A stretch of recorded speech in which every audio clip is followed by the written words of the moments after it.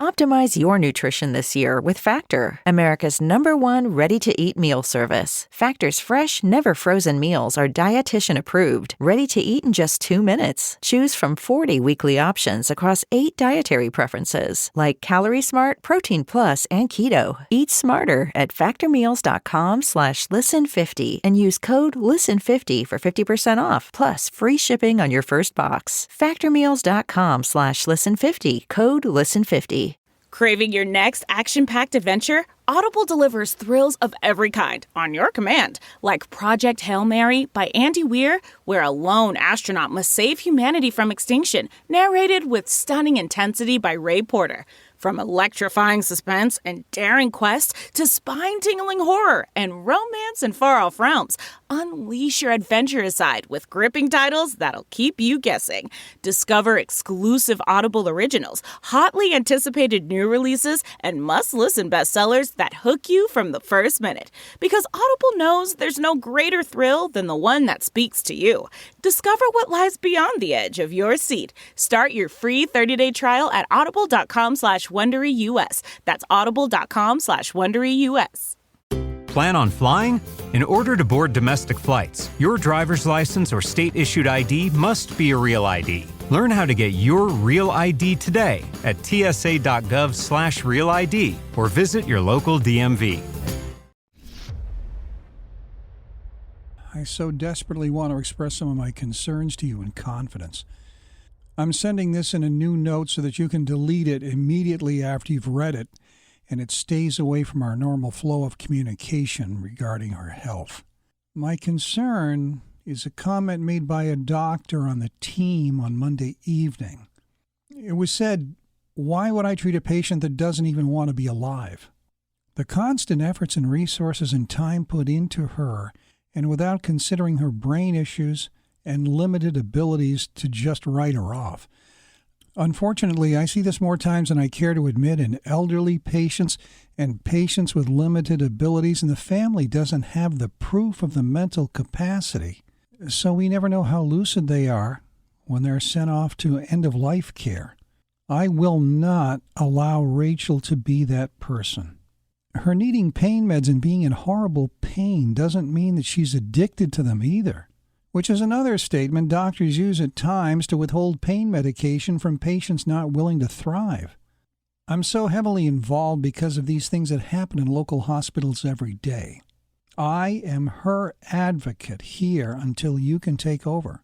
That's why I'm so passionate about handing her off to you who desires to protect her when she can. I'm also cautious of rushing her progress because I want her the strongest possible. I'm working diligently to help you both. I promised her I would take care of her, and I will. Please delete this note as soon as you're done reading it. More words from Dr. Holt to me. That note was sent to me in a way that was out of the norm from our typical communication. I had received a text from Rachel's phone from Dr. Holt. He said, "I'm sending you a new note. Here's a link. Do me a favor and delete it when you've read it." Obviously, this was just another cause of great concern for me, thinking, what's this? His message to me was clear. The hospital staff was giving up. But Holt would remain steadfastly by her side. I shouldn't lose faith. I shouldn't give up. It was a pretty moving message. I told you about Rachel's friend Laura, how in 2012, some months after Rachel and I reconnected, I had heard from Laura for the first time. Got that call from an 805 number. She introduced herself as Rachel's friend, told me the story about Rachel getting beaten up, broken ribs, black eyes, all of that, all at the hands of Mark, and then the discovery of non-Hodgkin's lymphoma. And that's where the cancer scan began for me. Now, you may recall that some time had passed, I believe around 2014. I heard from Laura again. Rachel was back in the hospital, failed suicide attempt, and of course I was stunned. I reconnected with Rachel again. She was obviously not the same. But this time, things were different for Rachel. Her situation with Mark had pushed her over the edge, and she took a bunch of pills and had it. But, as you know, Bobby jumped into the picture at that point. Laura thought he was going to ask her to marry, and they did. One story I didn't share with you is that back in 2017, maybe 2018, Laura called again let me know that Rachel had another suicide attempt. This would be attempt number 2. The Bobby situation would be too much. I have a message from Rachel describing that attempt. Do keep in mind that this attempt never happened. I sat in my closet on the floor, completely distraught about what had happened with Bobby. It was just another example of the awful hand life had dealt me. I stared at this bottle of pills, and I emptied it into my hand, and I took them one by one, just waiting to slip away. Eventually, I woke up in the hospital with Laura by my side. Each one of these situations on their own would cause complications that would be difficult for anyone to handle. But we're dealing with Rachel, and Rachel complications. Now, regarding Laura, I believe Rachel needed to cover her bases to make sure that I didn't reach out to Laura. That plot line is pretty crazy. In July of 2022, just a month after Rachel's stay at the hospital began. Do you remember my friend Laura? She's been trying relentlessly to reach me, and I'm not calling her back or texting her. I'm really not responding to anyone at this point, as you know. I just don't want anyone knowing that I'm sick. I don't want to discuss it with anyone but you. I downplay these things, as you know. Laura just knows me so well. She knew something was wrong. And Laura had a feeling. Asked Rachel flat out, "Are you sick?" And Rachel came clean. She claims that she couldn't lie to her, so she just told her. She said Laura had a million questions, and Rachel just told her everything that she could that was going on. And this was another Rachel setup. She asked about chemo and the side effects. She was relentless. And then Rachel dropped a bomb. I need to share something with you. Laura told me that she has stage 4 colon cancer. Obviously, I was surprised, saddened for Laura. And for Rachel, how much more in the way of death could she take? Now, this may have you scratching your head a bit. Rachel claims that she told no one in her life that she had cancer. Not her kids, not anyone. No one. She claimed to be private. I suppose that people that are sociopaths and liars don't want anyone in the loop, especially when there really is no loop to be in. At this point, my father was alive, and one of the things that I did any time that anyone shared a cancer story with me is I would offer my father up, offer his counsel. His story was a powerful one, and he really enjoyed talking with people that were sick. He got pleasure out of helping to counsel people. Rachel said to me that she would wait to hear from Laura and she would make the offer. She said, "Do you want to call your dad and ask him?" I said, it's unwritten. He'll do what I need him to do.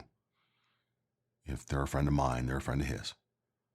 The next day, Rachel sent me a message, said that Laura hadn't opened her message yet. And the day after that, which was July 4th, Rachel and I were texting. And she said, "Hold on a minute, I'll be right back." 10 minutes went by, and I got a text. Laura killed herself last night.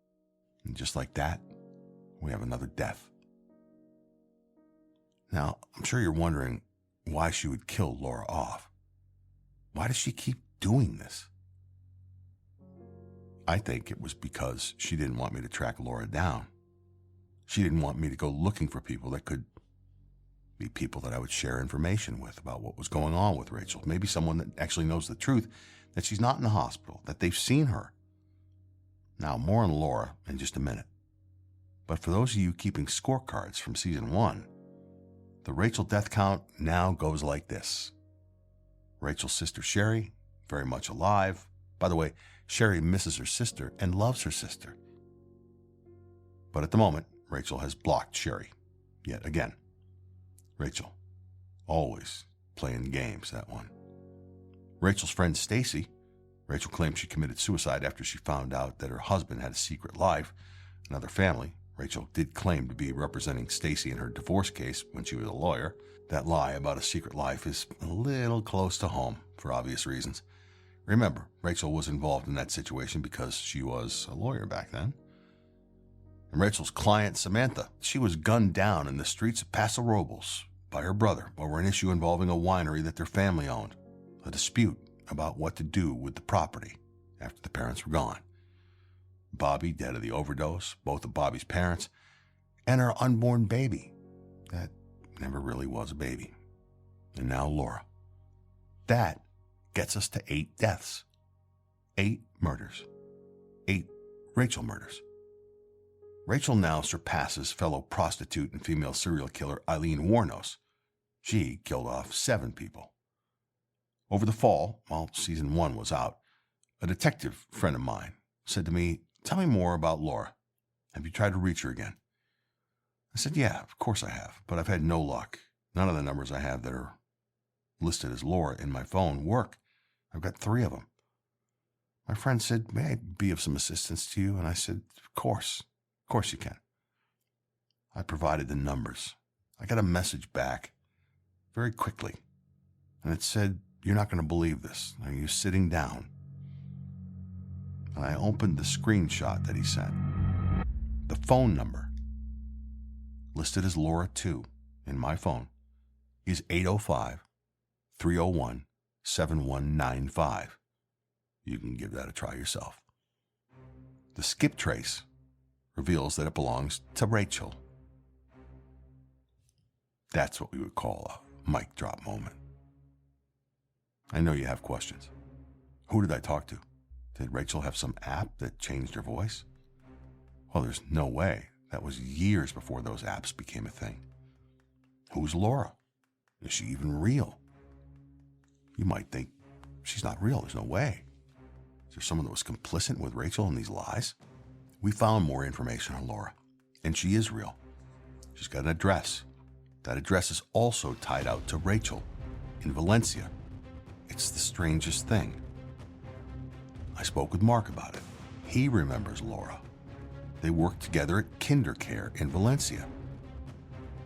This is where that address where Laura and Rachel are tied to is.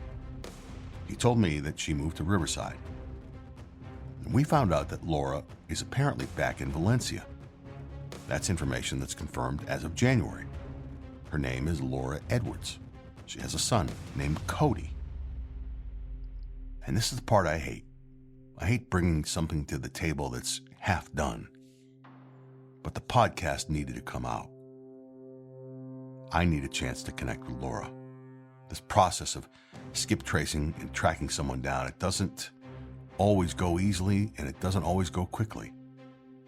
It took us months and months to find the real Brian that Rachel was married to. Well, she was married to Mark, and it took time to find others as well.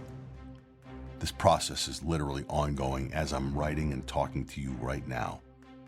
And when I get something in my brain, I can be myopic.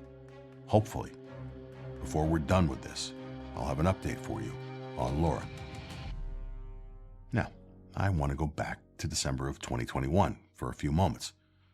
I want to chat with you about the week of December 13th through the 17th and the following week. During the weeks leading up to the weekend of December 11th and 12th, Rachel claimed that she was having these horrible anxiety dreams about us and about me. She was having vivid dreams about me being with another woman. I can see you with her. It's vivid. The dream gets more and more real each night, it seems. I hate seeing you with someone else. This is driving me crazy. I don't know if I can keep doing this. These thoughts are in my head constantly.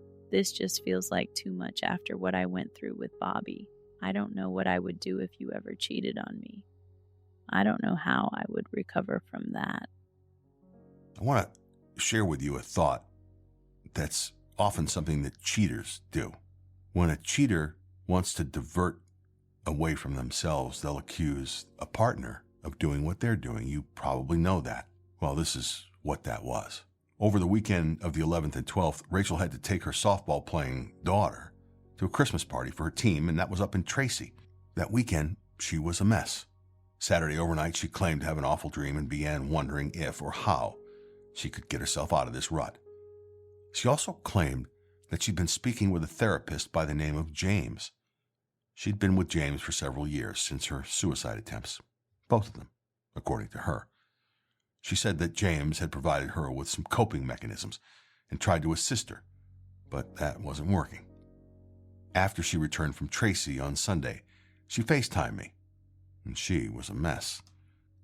She was laying the groundwork to exit our situation, but I wasn't having that. I told her during that FaceTime call where she said she was really upset and didn't know how she was going to get past it. I said, I'm going to get on a plane. I got some work to do tomorrow, but I'll see you on Tuesday, and I'll spend the week. I remember what I said as clear as day, because I would say it to her over and over again during the months that she would be in the hospital, the months that would follow, leading up to the hospital stay, all of it. I would say, seeing each other fixes so much. She knew I wasn't taking no for an answer. I arrived in Santa Barbara on December 14th, rented a car, and got myself to Atascadero. We spent days together, and she stayed with me a couple of those nights. I would later learn, and you heard this from Madison and Mark, that she was telling the family that she was going to Santa Barbara during these nights as a traveling nurse. It was her way to get out of the house and get to me without interruption. She'd leave the hotel, which was next door to her house, at 7 a.m. and get back in time to take the girls to school and pretend with the family that she drove 2 hours from Santa Barbara just to get there in time to be the mom. We had a great week, actually. I told her the night that I arrived, I was thinking a lot about our future. I told her I wanted to think about marriage, where we were going to go with this. It felt like, as much as I didn't think that I would ever want to be married again, I felt drawn to her. I was due to fly home on Friday the 17th. We spent the day together. And that afternoon, we were laying around, and she looked at me and she said, I would like to marry you, and I will marry you on these 3 conditions. 1, you will always fight for us. 2, you will never turn your back on us. And 3, you will never turn to another. To me, those were 3 pretty simple requests, and I said yes with ease and with great joy. I got in my rental car and headed for Santa Barbara and came back to Vegas. A couple days later, Sunday morning, the 19th of December, 2021, Rachel asked me to confirm the dates of our recent visits, as I explained to you in episode 8 last season. It was kind of puzzling to me. And then at around lunchtime, she indicated that she felt like she might be sick again. Maybe the cancer was back, that kind of sick. And she also feared that it was possible that she may be pregnant. She wasn't sure. She said that she had spoken with her doctor after she and I spoke. He told her to get some blood work, which she did. And even though it was Sunday, she said, I'm going to hear from the doctor tonight on that blood work. He said he'd call me around 5. And those were 5 difficult hours. 5 o'clock came and went. I sent her a text at 5:30 and asked if she had heard from the doctor. She said, I just hung up with him, and I need to speak with you. I'll FaceTime you in a few moments. Let me get in the car, get away from the girls so that I have some privacy. She called. She was crying. Harry, the doctor said that my cancer is back. I can't believe this. I just can't. Also, I was right about being pregnant. My HCG levels are elevated, and the blood test showed that I am pregnant. I thought between my testosterone levels and her tubes being tied, there was no way this was possible.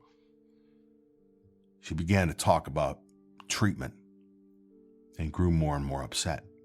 I can't believe I'm sick again. I am so sorry for doing this to you. I don't want to go through chemo again. I don't want to be sick again. It's so awful. I don't think I want to get treatment. I don't want to lose my hair and be sick constantly. I'm so sorry for this, Harry. It was a difficult conversation. But I let her know in no uncertain terms that I wasn't going anywhere. I would remain by her side. She apologized over and over again for dragging me into this relationship, for the recurrence of her cancer, like she had any control over that.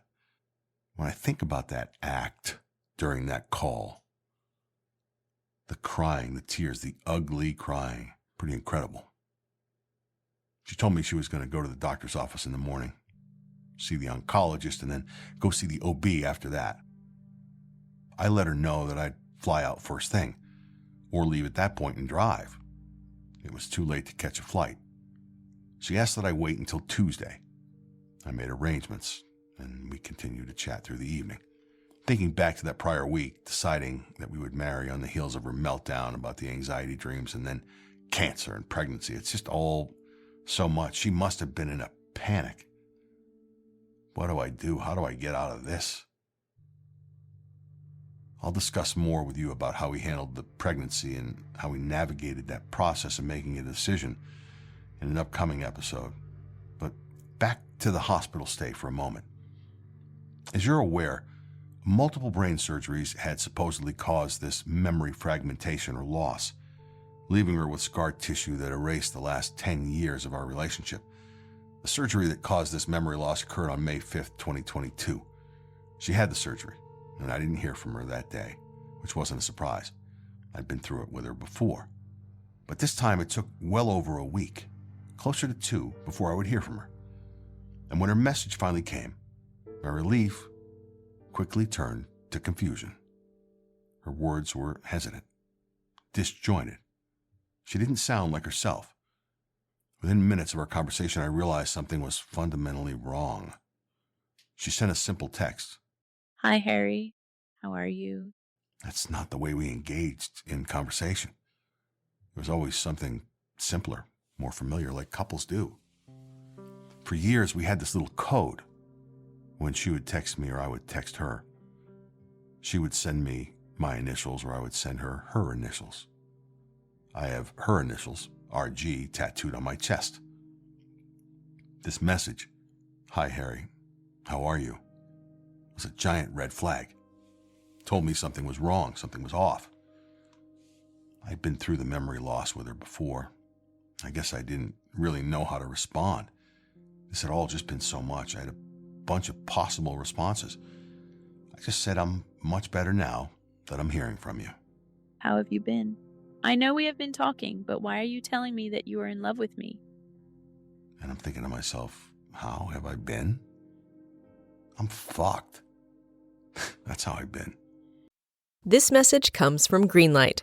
Ready to start talking to your kids about financial literacy?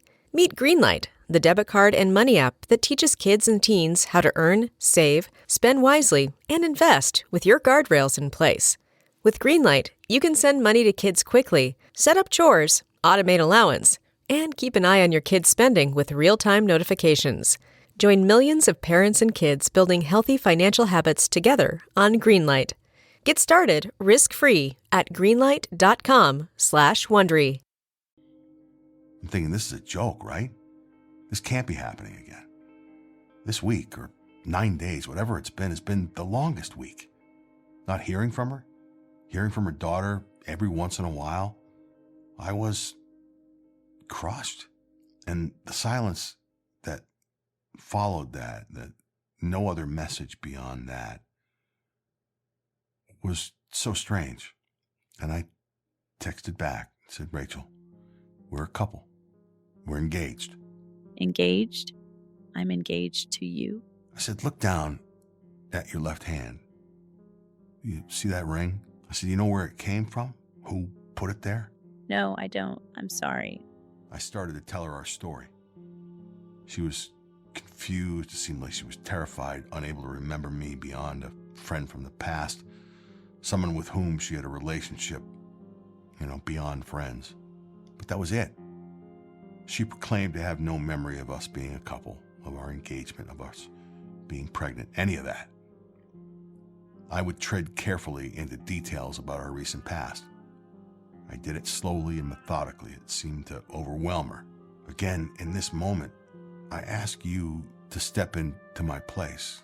Imagine, for a second, that the one you love, the person you're planning to share your life with, wakes up one day and says, I don't remember you and I as a couple. What am I supposed to do with that?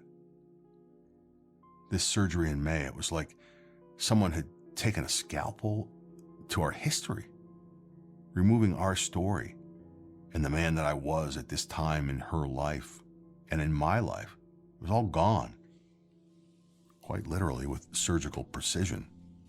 I spent hours on the phone that day and in the days that followed, patiently explaining our relationship, detailing things that we had done, times we had spent together, conversations we had, plans we had made, sharing episodes of our story that I had recorded for her.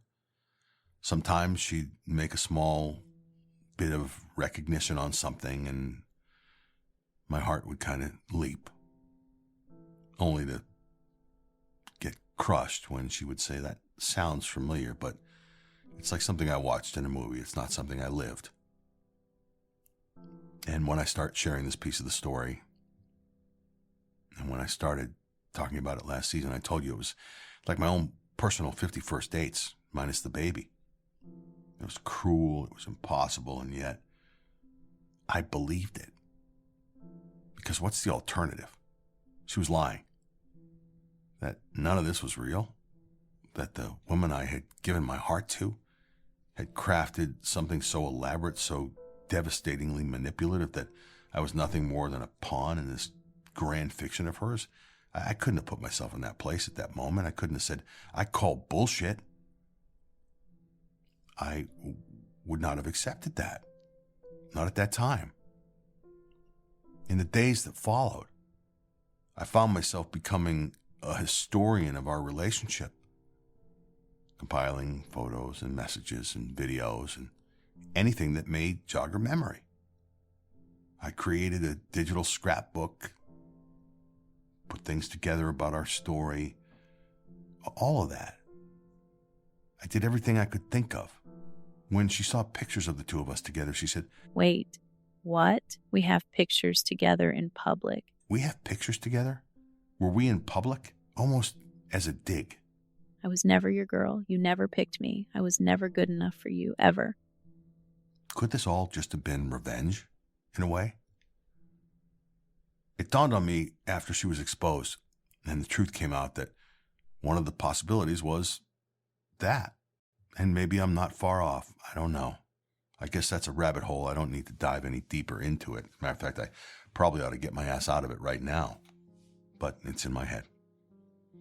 Anyway, I was a ghost in her memories. Present, but invisible. So I did what any sane person would do in an insane situation. I tried to help. I tried to be her memory. I tried to fill in blanks until her own recollection of things would come back. I reminded her of things gently, trying to guide her through this supposed trauma, hoping that something, anything, would spark recognition. I'd start sentences out with, "Remember this," or "Remember that." And the response was often, "Harry, I don't want to be mean, but these things you are saying, I have no memory of them at all." Each day, for weeks and weeks, she would disappear, claiming that the pain from the brain surgery was awful. She was stuck in bed. The overall pain in her body was immense, and she was just angry at the world, seemingly angry with me somehow. "I don't want to be reminded of a life that I know nothing about. I'm stuck in this bed. I am paralyzed, and I'm in constant pain. I'm tired of fighting. I'm ready for my life to be over. I'm sorry, I don't want to talk about this." Do keep in mind that she claims to not be able to remember anything else in her life either. She told me she thought it was around 2012. This lined up with her narrative and the Dr. Holt narrative that she woke up from the surgery and a trauma when Mark had beaten her up in 2012. So I settled into this routine of gentle reminders, checking in daily, being present without demanding recognition. I was a supporting character, I guess, in her recovery, hoping eventually that she'd remember what I believed to be our truth, that we were a couple and we would be together. Meanwhile, she'd been with that other man at the airport that she accused of assault. She went on the anniversary vacation with Mark. She'd been with a pilot at the airport. The Russ affair hadn't even begun. There was another guy at the airport as well. It was May of 2023 that I was introduced to Dr. Holt, just after the surgery, where Rachel woke up in that trauma. It was 11 months after her hospital stay began. Dr. Holt was supposed to be Rachel's attending physician. As you're aware, he became central to all of this. "I am limited in my ability to communicate with you without you being her power of attorney. I know very well how much the two of you communicate, which is why I'm willing to share what I have been sharing. I can and will continue to update as I have been, and I will continue to care for her." However, without her full consent, I can't give more than that while she is in questionable capacity. My hands are tied. I know how hard this is for you and how frustrating this can be. I will continue to order tests in hoping that she will at some point return to a capacity that will allow her to make those decisions. You understand that because of the memory loss and the fact that she is failing the most simple memory questions that are asked of her each day, she cannot sign a power of attorney to allow us to have the normal communication with you that I am not up to date on all things legal. I am obviously putting myself at risk by sharing the limited information I am sharing with you. I know you understand that. Hang in there. And he provided me with a lot of information about what was going on with her to see if we could help her in any way between the two of us. Something about the hospital environment may be triggering her in these reactions. He noted that she had been in the same room for nearly a year, and then when they moved her, after the surgery, these symptoms began to show. Holt asked me if I could provide more insight into Rachel's trauma history, specifically anything that might explain this response. I hesitated, but only for a moment, because of course I had an answer. I had the answers. I said, I need to share something with you. It involves her husband, her ex-husband, Mark. I told him that back in 2012, she finally escaped Mark, but she ended up in that hospital. And he could look back in her records and see what happened. Hopefully they were still available. The more I thought about it, the more those pieces all seemed to fit together. Is it possible, I asked Holt, that she was in a room like the one she is in now? That something about this space is bringing her back to the trauma of that attack. I was reaching, grasping for any explanation that I could make sense of what was happening. Surely there would be proof that in 2012, Rachel had been admitted to this very hospital, suffering a brutal assault at the hands of her ex. I shared every detail about the abuse and the struggles Rachel had supposedly endured her entire life, not just with Mark, but everything that I was aware of. Assaults, repeated assaults, friend of the family starting when she was a teenager, abused and cheated on by boys at school. She was assaulted by a client while she was an escort, a couple times while she worked as a dancer. Brutal physical and sexual assaults. She was repeatedly touched against her will by men, including doctors, prior to this hospital stay. Her story of being touched against her will and these stories were extensive and difficult to comprehend. I shared everything she ever told me. Every word that I was sharing was falling right into Rachel's hands, right? Remember that. I'm giving her information about her. This presented what I can only say is a moral issue for me, which revolved around sharing these details with Holt. Even though I knew that he was her doctor, was I somehow being disloyal to her by doing this? Thank you for all of that information. It breaks my heart that our sweet Rachel has been treated as she has been. I'm going to consult with one of the members of our staff counseling unit that deals with trauma and PTSD. I'm hopeful we can make some headway here. Hang in there. I'll be in touch. Rachel had spent years crafting this intricate narrative where she was, the tragic hero, the woman who survived horrors, who escaped abuse, who had beaten cancer, who fought for her life over and over again. But she hadn't survived horrors. She hadn't escaped abuse. She hadn't beaten cancer. She provided the horrors. She provided the abuse. She constructed a character, a version of herself that was equal parts victim and equal parts warrior. A version that people would sympathize with, that they would fight for, and that they would never question. And I fell for it because why wouldn't I? Who would lie about things like this? Who would create a history of hospital stays, suicide attempts, assaults, brain surgeries, all for the sake of a fabricated persona? Rachel would. Rachel did. And the worst part, again, she didn't just trick me, she tricked doctors and nurses and friends and families, co-workers. And of course, Dr. Holt never existed.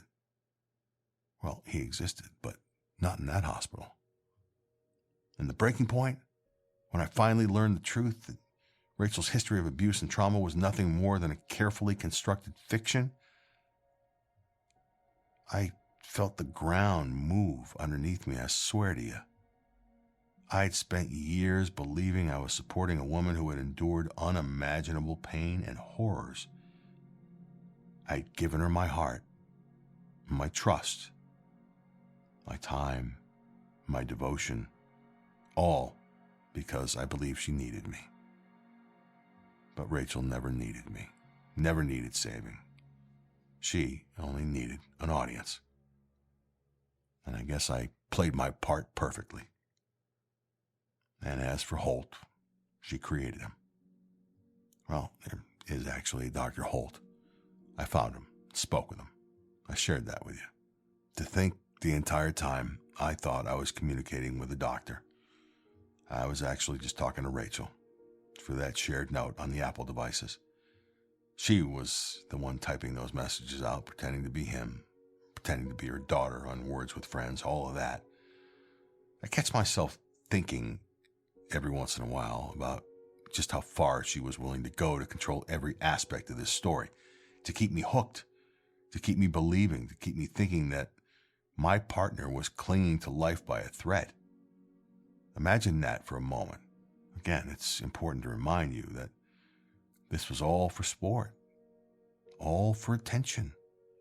She admitted it in that text to Mark, and he sent it to me. In some weird way, I could understand how someone could run a scam like this if it was a financial fraud. She was bilking me for $20,000 a month. But she was just wrecking my life for attention. She'd do horrible things to rope me back in, ramp the pressure up and down, love bomb me, and back to the Stone Ages. Imagine the person you love, the person you've shared your life with or dreamt of sharing your life with, wakes up one day and says, I just remember being the girl that was never good enough for you. I was the one you didn't pick. I just went about the business of doing what I could do to help her. I thought I was standing by her side as she fought for her life. Over the summer of 2023, things grew tense between us at times. Not because of me, but as a result of that 5th alleged brain surgery in May. I'd hear from her sparingly compared to how our communication prior to the surgery had been.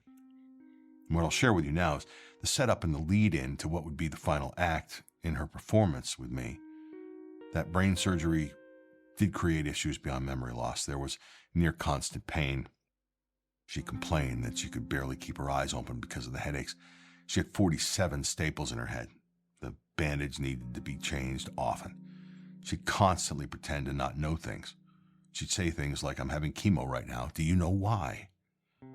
I'll never forget the first time I said, you're having chemo because you have cancer. And her response was to pretend to be stunned. Add her constantly being sick from the chemo to the headaches and needing to be cared for, and she had every excuse to just not be available to me. Periodically, she would say, well, there's something wrong with my stomach. And sometimes I would play dumb, and once in a while I would say, listen, you have a stoma, you have a colostomy bag, you're paralyzed from the waist down, and that's creating issues for you. She faked incidents with that situation. One day she told me that part of the stoma was necrotic, that there was dead tissue there. They had to do a procedure to remove the dead tissue and all of that. I heard from Holt, and he told me she had developed an infection there and that she was very sick. It was insult to injury. As you know, an infection in someone with a compromised immune system can be fatal. And she, and not Dr. Holt, told me that she had a staph infection. Antibiotics weren't working. They had to bring in an infectious disease specialist. Rachel was even sicker. Holt would tell me that he needed to get her started again on chemo. The blood work wasn't good. The cancer was still there. They needed to get their arms around the infection and start chemo again. On August 26th of 2023, Rachel's daughter sent me a message and said Dr. Holt had come in and brought a TV into the room behind some plastic. They were able to figure out somehow a way to stream the Dave Matthews concert. Rachel is a Dave Matthews freak. Dr. Holt, man, he was something else, just doing whatever he could to help Rachel. health-wise and emotionally. I chatted with Rachel for a bit while the concert was going on. Texted her after 11 when the show would be over. We talked for a minute or two, and she quickly rushed me off the phone. She said, "My head is killing me and my eyes are heavy. Do you mind if I sleep for a bit and we can pick this up tomorrow morning?"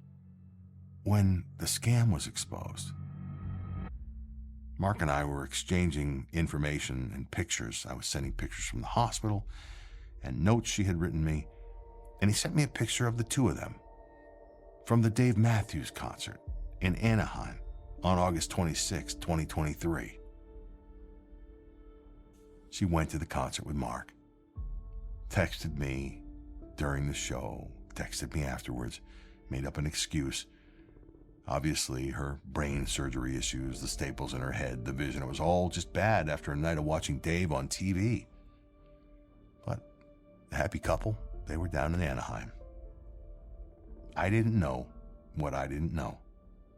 Rachel was seeing different men, jetting around the country, going to concerts.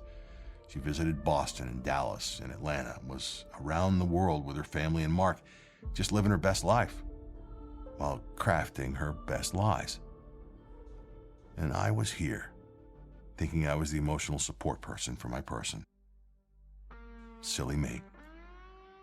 On the next episode of The Messenger, the Rachel Cancer Scam, we'll have that conversation with a longtime friend of mine that's a mental health professional. She's going to shed some light on this situation from her perspective, and she's got some very valuable insight to share. Next time on The Messenger, the Rachel Cancer Scam.